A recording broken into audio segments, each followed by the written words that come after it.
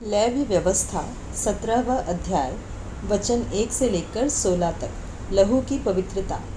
फिर यहोवा ने मूसा से कहा, हारून और उसके पुत्रों से और सब इस्राएलियों से कह कि यहोवा ने यह आज्ञा दी है, इस्राएल के घराने में से कोई मनुष्य हो जो बैल या भेड़ के बच्चे या बकरी को चाहे छावनी से बाहर घात करके मिलाप वाले तंबू के द्वार पर यहोवा के निवास के सामने यहोवा को चढ़ाने के निमित्त न ले जाए, तो उस मनुष्य को लहू बहाने का दोष लगेगा, और वह मनुष्य जो लहू बहाने वाला ठहरेगा वह अपने लोगों के बीच से नष्ट किया जाए। इस विधि का यह कारण है कि इस्राएली अपने बलिदान जिनको वे खुले मैदान में वध करते हैं, वे उन्हें मिलाप वाले तंबू के द्वार पर याजक के पास यहोवा के लिए ले जाकर उसी के लिए मेल बलि करके बलिदान किया करें। और याजक लहू को मिलाप वाले तंबू के द्वार पर यहोवा की वेदी के ऊपर छिड़के और चर्बी को उसके सुखदायक सुगंध के लिए जलाए। वे जो बकरों के पूजक होकर व्यभिचार करते हैं, वे फिर अपने बलि पशुओं को उनके लिए बलिदान न करें। तुम्हारी पीढ़ियों के लिए यह सदा की विधि होगी।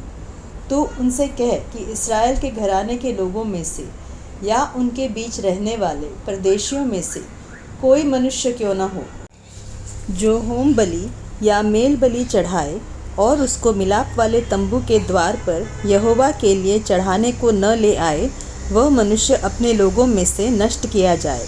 फिर इस्राएल के घराने के लोगों में से या उनके बीच रहने वाले परदेशियों में से कोई मनुष्य क्यों न हो जो किसी प्रकार का लहू खाए, मैं उस लहू खाने वाले के विमुख होकर उसको उसके लोगों के बीच में से नष्ट कर डालूँगा। क्योंकि शरीर का प्राण लहू में रहता है, और उसको मैंने तुम लोगों को वेदी पर चढ़ाने के लिए दिया है कि तुम्हारे प्राणों के लिए प्रायश्चित किया जाए। क्योंकि प्राण के कारण लहू ही से प्रायश्चित होता है। इस कारण मैं इस्राएलियों से कहता हूँ कि तुम में से कोई प्राणी लहू न खाए, और जो परदेशी तुम्हारे बीच रहता हो वह भी लहू कभी न खाए। इस्राएलियों में से या उनके बीच रहने वाले परदेशियों में से कोई मनुष्य क्यों न हो जो अहेर करके खाने के योग्य पशु या पक्षी को पकड़े, वह उसके लहू को उंडे धूली से ढाँप दे। क्योंकि शरीर का प्राण जो है वह उसका लहू ही है, जो उसके प्राण के साथ एक है। इसीलिए मैं इस्राएलियों से कहता हूँ कि किसी प्रकार के प्राणी के लहू को तुम न खाना, क्योंकि सब प्राणियों का प्राण उनका लहू ही है। जो कोई उसको खाए वह नष्ट किया जाएगा, और चाहे वह देशी हो या परदेशी हो। जो कोई किसी लोथ या फाड़े हुए पशु का मांस खाए, वह अपने वस्त्रों को धोकर जल से स्नान करे और सांझ तक अशुद्ध रहे, तब वह शुद्ध होगा।